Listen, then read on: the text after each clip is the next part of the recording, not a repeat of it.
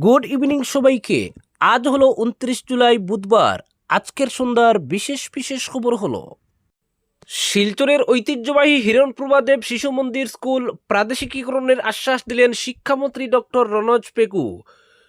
গুয়াহাটিতে শিলচরের বিধায়কের সহযোগিতায় স্কুল কর্তৃপক্ষের সৌজন্যমূলক সাক্ষাৎ পর্বে শিক্ষামন্ত্রীর এই আশ্বাস নিঃসন্দেহে স্কুলের শৈক্ষিক পরিবেশের উন্নয়নের পাশাপাশি পড়ুয়াদের শিক্ষার মানোন্নয়নও হবে। উল্লেখ্য, শনিবার হিরণপ্রভা দেব শিশু মন্দির স্কুলের প্রধান শিক্ষিকা জয়শ্রী কর সহ অন্য দুই শিক্ষিকা উমা দে ও অন্নপূর্ণা কৈরি স্কুল প্রাদেশিকরণের জন্য শিলচরের বিধায়ক ডক্টর রাজদীপ রায়ের সহযোগিতায় মুখ্যমন্ত্রী হিমন্ত বিশ্ব শর্মার সঙ্গে সাক্ষাৎ করেন। এদিন প্রতিনিধি দল স্কুলের ভবিষ্যৎ নিয়ে মুখ্যমন্ত্রীর সঙ্গে বিস্তারিত আলোচনা করেন। আলোচনাকালে মুখ্যমন্ত্রী এই গুরুত্বপূর্ণ বিষয়ে শিক্ষামন্ত্রীর সঙ্গে আলোচনা করার পরামর্শ দেন, সঙ্গে আশ্বাস দেন পরবর্তী সময়ে তিনি নিজেই শিক্ষামন্ত্রীর সঙ্গে এ বিষয়ে আলোচনা করবেন। মুখ্যমন্ত্রীর পরামর্শ মেনে সোমবার শিলচরের বিধায়ক ডক্টর রাজদীপ রায়ের সহযোগিতায় শিক্ষামন্ত্রীর সঙ্গে সাক্ষাৎ করেন। আলোচনাকালে শিক্ষামন্ত্রী স্কুলের বর্তমান অবস্থা এবং শিক্ষা সংক্রান্ত বিভিন্ন বিষয়ে অবগত হন। সবকিছু শোনার পর শিক্ষামন্ত্রী শীঘ্রই স্কুল প্রাদেশিকরণের বিষয়ে ব্যবস্থা গ্রহণের আশ্বাস দিয়েছেন। অপরদিকে ফ্লাইওভার শহরে এলো পাইল টেস্টের মেশিন। ক্যাপিটাল থেকে রাঙ্গিরখাড়ি প্রস্তাবিত ফ্লাইওভারের পাইল টেস্ট শুরু করতে শিলচরে পৌঁছেছে মেশিন। গুয়াহাটি থেকে মেশিন এসে পৌঁছার পর মঙ্গলবার সকালে রাঙ্গিরখাড়ি পয়েন্টে হাইলাকান্দি রোডের রাধাকৃষ্ণ মিষ্টান্ন ভাণ্ডারের সামনে খালি জায়গায় রাখা হয়েছে সম্পূর্ণভাবে ব্যারিকেড দিয়ে। পাইল টেস্টের এই মেশিন এসে পৌঁছায় কার্যত ফ্লাইওভার নির্মাণের প্রাথমিক পর্যায়ের কাজ যে শুরু হতে চলেছে তা নিশ্চিত হয়েছে। এবং এতে আরও একটি বিষয় নিশ্চিত হয়েছে, সরকারের প্রতিনিধি হিসেবে মন্ত্রী কৌশিক রায়ের বক্তব্য অনুযায়ী ফ্লাইওভারের কাজ শুরু হবে রাঙ্গিরখাড়ির দিক থেকে। ইতিমধ্যে পূর্ত গ্রামীণ সড়ক বিভাগের শিলচর উদারবন টেরিটোরিয়াল ডিভিশনের এক্সিকিউটিভ ইঞ্জিনিয়ার অনিরুদ্ধ নাগ ফ্লাইওভারের বরাত পাওয়া দুই ঠিকাদার সংস্থাকে পাইল টেস্ট শুরু করতে চিঠি দিয়েছিলেন। সেই চিঠি পাওয়ার পরই মেশিন এনে নির্দিষ্ট জায়গায় রেখেছে ঠিকাদার সংস্থা এসজিসিসিএল এবং এএনপিএল। পূর্ত বিভাগ এবং ঠিকাদার সংস্থার সূত্রে জানা গেছে, পাইল টেস্ট হবে হাইলাকান্দি রোডের রাধাকৃষ্ণ মিষ্টান্ন ভাণ্ডারের সামনে যে জায়গায় মেশিন রাখা হয়েছে সেখানে।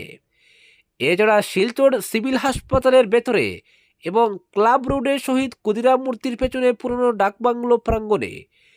এই তিনটি জায়গায় মাটির নিচে 30 মিটার পর্যন্ত গভীরে পরীক্ষা চালানো হবে।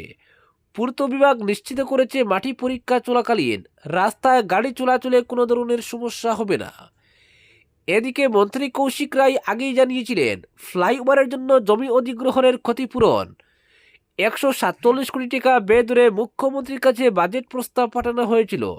সেটি অনুমোদন হয়ে আসার পরেই শুরু হবে ডিসি অফিসের মাধ্যমে ক্ষতিপূরণ বিতরণ। অন্যদিকে হাইলাকান্দি রোডে পাইল টেস্টের বড়সড় যে মেশিন এসেছে, এটি দেখতে এদিন কৌতূহল লক্ষ্য করা গেছে সাধারণ মানুষের মধ্যে। মেশিনটি নির্দিষ্ট জায়গায় নিয়ে আসার সময় কিছুটা যানজট হয়েছে ওই এলাকায়, তবে ট্রাফিক পুলিশ তৎপর থাকায় এতে কোনো ঝামেলার সৃষ্টি হয়নি।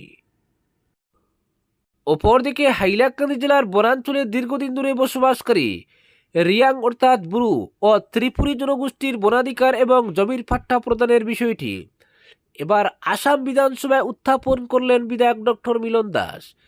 এ বিষয়ে পরিবেশ, বন ও জলবায়ু পরিবর্তন দপ্তরের মন্ত্রী লিখিত উত্তরে জানান, বর্তমানে বনাধিকার আইন 2006 অনুযায়ী যোগ্য দাবিদারদের আবেদন যাচাই বাছাই ও মাঠ পর্যায়ে তদন্তের কাজ চলছে। বিধায়ক তার প্রশ্নে জানতে চান, হাইলাকান্দি জেলার বনবাসী রিয়াং ও ত্রিপুরী জনগোষ্ঠীর সদস্যদের বনাধিকার আইনের আওতায় জমির পাট্টা দেওয়া হয়েছে কিনা এবং না হয়ে থাকলে সরকার এ বিষয়ে কী পদক্ষেপ গ্রহণ করেছে। সরকারের উত্তরে বলা হয়েছে, রিয়াং ও চাকমা জনগোষ্ঠী আসামের সমতল এলাকার তফসিলি জনজাতি হিসেবে স্বীকৃত নয়, তবে বনাধিকার আইন 2006 এর অধীনে নির্ধারিত শর্ত পূরণ করলে তাদের আদার ট্র্যাডিশনাল ফরেস্ট ডুয়েলার শ্রেণীতে বিবেচনা করা হতে পারে। এক্ষেত্রে 13 ডিসেম্বর 2005 আগে থেকে অন্তত 75 বছর ধরে বনাঞ্চলে বসবাসের মতো আইনি মানদণ্ড পূরণ করতে হবে। সরকার আরও জানিয়েছে, হাইলাকান্দি জেলায় বনাধিকার সংক্রান্ত দাবিপত্রগুলির উপর বর্তমানে মাঠ পর্যায়ে যাচাই চলছে, যাচাই প্রক্রিয়া সম্পন্ন হওয়ার পর জেলা স্তরের কমিটি চূড়ান্ত সিদ্ধান্ত নেবে এবং যোগ্য দাবিদারদের বনাধিকার পাট্টা প্রদান করবে। এদিকে সংযুক্ত নদীতে সংবিধানের শিডিউল ট্রাইবস অর্ডার 1950-এর সংশ্লিষ্ট অংশ উল্লেখ করা হয়েছে, যেখানে আসাম ও পার্শ্ববর্তী অঞ্চলে স্বীকৃত বিভিন্ন তফসিলি জনজাতির তালিকা রয়েছে। অপরদিকে বরাকের প্রতিটি বিধানসভায় 2টি করে ফার্স্ট রেফারেল ইউনিটের লক্ষ্য রাজ্যের কাটলিজোড়ায় নতুন FRU স্থাপনের ইঙ্গিত স্বাস্থ্যমন্ত্রীর। আসাম সরকারের স্বাস্থ্য পরিকাঠামোকে আরও শক্তিশালী করতে রাজ্যের প্রতিটি বিধানসভা কেন্দ্রে 2টি করে ফার্স্ট রেফারেল ইউনিট অর্থাৎ FRU গড়ে তোলার পরিকল্পনা নিয়েছে স্বাস্থ্য ও পরিবার কল্যাণ বিভাগ। দিশপুরে স্বাস্থ্য ও পরিবার কল্যাণ মন্ত্রী অশোক সিংহলের সঙ্গে বরাক উপত্যকার বিধায়কদের উচ্চ পর্যায়ের বৈঠকে এই বিষয়টি বিশেষভাবে উঠে আসে। বৈঠকে হাইলাকান্দি জেলার স্বাস্থ্য পরিষেবা নিয়ে আলোচনা চলাকালীন আলগাপুর কাটলিজোড়া কেন্দ্রের বিধায়ক জুবাইর এনাম মজুমদার দাবি জানান, আলগাপুর মডেল হাসপাতালকে FRUতে উন্নীত করা হোক। তবে স্বাস্থ্যমন্ত্রী অশোক সিংহল সেই প্রস্তাবে একমত হননি। তিনি জানান, আলগাপুর মডেল হাসপাতাল হাইলাকান্দি সিভিল হাসপাতাল থেকে মাত্র 11 কিলোমিটার দূরে, আর হাইলাকান্দি সিভিল হাসপাতাল ইতিমধ্যে জেলার একমাত্র FRU হিসেবে পরিষেবা দিচ্ছে। তাই নতুন FRU স্থাপনের ক্ষেত্রে কাটলিজোড়া এলাকার মতো অপেক্ষাকৃত প্রয়োজনীয় স্থানে অগ্রাধিকার দেওয়াই যুক্তিযুক্ত হবে বলে তিনি মত প্রকাশ করেন। মন্ত্রী আরও জানান, রাজ্যের প্রতিটি বিধানসভায় 2টি FRU গড়ে তোলার লক্ষ্য বাস্তবায়িত হলে সেখানে 24 ঘন্টা চিকিৎসা পরিষেবা, জরুরি চিকিৎসা এবং একসঙ্গে অন্তত 3 জন চিকিৎসকের ডিউটি নিশ্চিত করা হবে। পাশাপাশি বরাক উপত্যকার বিভিন্ন সরকারি হাসপাতালেও চিকিৎসকের সংখ্যা বাড়ানো হবে, যাতে সাধারণ মানুষ আরও উন্নত স্বাস্থ্যসেবা পান। উল্লেখ্য, FRU হলো এমন একটি উন্নত স্বাস্থ্যকেন্দ্র যেখানে প্রাথমিক স্বাস্থ্যকেন্দ্র বা ছোট হাসপাতাল থেকে রেফার করা রোগীদের জরুরি ও বিশেষায়িত চিকিৎসা প্রদান করা হয়। মাতৃসেবা, নবজাতক চিকিৎসা, জরুরি অস্ত্রোপচার, রক্ত সঞ্চালন সহ বিভিন্ন গুরুত্বপূর্ণ পরিষেবা এখানে উপলব্ধ হয়। এদিনের বৈঠকে কাছাড়, শ্রীভূমি, হাইলাকান্দি ও গোয়ালপাড়া জেলার স্বাস্থ্য ব্যবস্থার সার্বিক অগ্রগতি পর্যালোচনা করা হয়। মা ও শিশুর স্বাস্থ্যসেবা, চিকিৎসা পরিকাঠামোর উন্নয়ন, বিনামূল্যে ডায়ালিসিস পরিষেবার সম্প্রসারণ, 108 অ্যাম্বুলেন্স পরিষেবাকে আরও কার্যকর করা এবং যক্ষ্মামুক্ত ভারত অভিযানের অগ্রগতি নিয়েও বিস্তারিত আলোচনা হয়। বৈঠকে সমবায় সহ অন্যান্য বিভাগের মন্ত্রী কৌশিক রায়, জনস্বাস্থ্য কারিগরি বিভাগের মন্ত্রী কৃষ্ণেন্দু পাল এবং বিধায়ক ডক্টর রাজদীপ রায়, রাজদীপ গোয়ালা, বিজয় মালাকার, কিশোর নাথ, আমিনুল হক লস্কর, জুবাইর এনাম মজুমদার, জাকারিয়া আহমেদ এবং আমিনুর রশিদ চৌধুরী উপস্থিত ছিলেন। তারা নিজ নিজ এলাকার স্বাস্থ্য পরিষেবার বিভিন্ন সমস্যা ও প্রয়োজনীয়তার বিষয়ে তুলে ধরে স্বাস্থ্য ব্যবস্থার আরও উন্নয়নের লক্ষ্যে একাধিক গঠনমূলক প্রস্তাব দেন। অপরদিকে নিলামবাজারে 8,000 ইয়াবা ট্যাবলেট সহ আটক এক। গোপন খবরের ভিত্তিতে ড্রাগস বিরোধী অভিযানে বড়সড় সাফল্য পেল নিলামবাজার পুলিশ। 8,000 ইয়াবা ট্যাবলেট সহ আটক করা হয়েছে এক পাচারকারীকে। বাজেয়াপ্ত করা হয়েছে একটি মারুতি কারও। জানা গেছে, মঙ্গলবার রাতে গোপন খবরের ভিত্তিতে নিলামবাজার লালপুর এলাকায় এক অভিযানে নামে পুলিশ। ভারপ্রাপ্ত ওসি সুবি মোল্লাতের নেতৃত্বে বিশাল পুলিশ বাহিনী জাতীয় সড়কে সাদা পোশাকে অত পেতে থাকে। সেই সময় এক পাচারকারী এই এলাকা দিয়ে ড্রাগস পাচার করতে গেলে পুলিশ হাতে নাতে তাকে ধরে তার মারুতি কারে তল্লাশি চালিয়ে প্রায় 8,000 ইয়াবা ট্যাবলেট উদ্ধার করে পুলিশ। সঙ্গে বাজেয়াপ্ত করা হয় মারুতি গাড়ি। আটক ড্রাগস পাচারকারী হলো আহমেদ হোসেন। সে নিলামবাজার থানা এলাকার তালতলার বাসিন্দা। তার বিরুদ্ধে NDPS মামলা রুজু করে তদন্ত চালিয়ে যাচ্ছে পুলিশ। অপরদিকে আসামের ভয়াবহ বন্যায় ক্ষতিগ্রস্ত মানুষের পাশে দাঁড়ালেন বড়খলার বিধায়ক কিশোর নাথ। তিনি মুখ্যমন্ত্রী ডক্টর হিমন্ত বিশ্ব শর্মার হাতে মুখ্যমন্ত্রীর ত্রাণ তহবিলের জন্য 1 লক্ষ টাকার আর্থিক অনুদান তুলে দেন। অনুদান প্রদান শেষে কিশোর নাথ বলেন, দুর্যোগের সময় মানুষের পাশে দাঁড়ানোই সবচেয়ে বড় দায়িত্ব। তিনি বন্যা কবলিত পরিবারের দ্রুত পুনর্বাসন ও স্বাভাবিক জীবনে ফিরে আসার কামনা করেন। একই সঙ্গে বন্যা মোকাবিলায় নিরলসভাবে কাজ করে চলা রাজ্য সরকার, জেলা প্রশাসন, NDRF, SDRF এবং বিভিন্ন স্বেচ্ছাসেবী সংগঠনের প্রতি কৃতজ্ঞতা প্রকাশ করেন তিনি।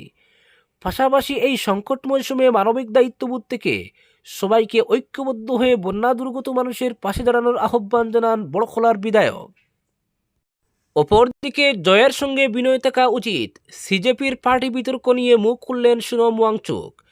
নিট প্রশ্নপত্র ফাঁসকাণ্ডের জেরে কেন্দ্রীয় শিক্ষামন্ত্রী ধর্মেন্দ্র প্রধানের ইস্তফার পর ককরোচ জনতা পার্টি বা সিজেপি নেতাদের উল্লাসের ভিডিও সমাজ মাধ্যমে ছড়িয়ে পড়ায় ব্যাপক বিতর্ক তৈরি হয়েছে সমাজ মাধ্যমে। শিক্ষার্থীদের আত্মহত্যার মতো বেদনাদায়ক পরিস্থিতির মধ্যে আন্দোলনের নেতাদের এই উল্লাস নিয়ে দেশ জুড়ে সমালোচনা শুরু হতেই এবার সরব হলেন আন্দোলনের অন্যতম প্রধান মুখ, বিশিষ্ট শিক্ষাবিদ ও সমাজকর্মী সোনম ওয়াংচুক। যুব সমাজ ও আন্দোলনকারী নেতাদের আত্মসংযমের বার্তা দিয়ে ওয়াংচুক স্পষ্ট জানিয়েছেন, প্রতিটি জয়ের সঙ্গে বিনয় থাকা অত্যন্ত জরুরি এবং সেই জয় উদযাপন করা উচিত পূর্ণ মর্যাদা ও দায়িত্বশীলতার সঙ্গে। যন্তর মন্তরে একটানা ২৬ দিন অনশন করার পর সরকারের লিখিত আশ্বাসে আন্দোলন স্থগিত করে অনশন ভেঙেছিলেন ৫৯ বছর বয়সী ওয়াংচুক। কিন্তু শিক্ষামন্ত্রীর ইস্তফা মিলতেই আন্দোলনকারী সংগঠন সিজেপির মুখপাত্র সৌরভ দাস সহ অন্যান্য শীর্ষ নেতাদের নাচ গান এবং হোটেলে রেজিগনেশন পার্টি করার দৃশ্য ভাইরাল হতেই জনমনে অসন্তোষ দেখা দেয়। লক্ষ লক্ষ পরীক্ষার্থীর অনিশ্চিত ভবিষ্যৎ এবং বহু প্রাণহানির পর নেতাদের এমন উদ্দাম উদযাপনকে নীতিহীন ও দায়িত্বজ্ঞানী হিসেবেই দেখছে সচেতন মহল। এদিকে সমালোচনার মুখে পড়ে অবশ্যই সাফাই দিয়েছেন সিজেপি মুখপাত্র সৌরভ দাস। সমস্ত অভিযোগ খারিজ করে তিনি দাবি করেন, বিষয়টি নিয়ে অহেতুক জলগুলা করা হচ্ছে। সেটি কোনো ৫ তারা হোটেল নয়, বরং ২ বা ৩ তারকা মানের হোটেল হতে পারে। প্রায় ৩৭ দিন ধরে আন্দোলনে অংশ নেওয়া স্বেচ্ছাসেবক ও শিক্ষার্থীদের বিদায় জানাতেই এই সামান্য আয়োজন করা হয়েছিল। তবে আন্দোলনকারী বহু শিক্ষার্থীর বিরুদ্ধে এখনও পুলিশি মামলা ঝুলতে থাকা এবং আইনি লড়াই শেষ না হওয়ার মুহূর্তে নেতাদের এই বিজয় উৎসব পালন কতটা নৈতিক তা নিয়ে প্রশ্ন উঠতেই ওয়াংচুকের দেওয়া এই আত্মসংযম ও বিনয়ের বার্তা অত্যন্ত তাৎপর্যপূর্ণ বলে মনে করছে বিশেষজ্ঞ মহল। আজকের বিশেষ সংবাদ এখানেই সমাপ্ত।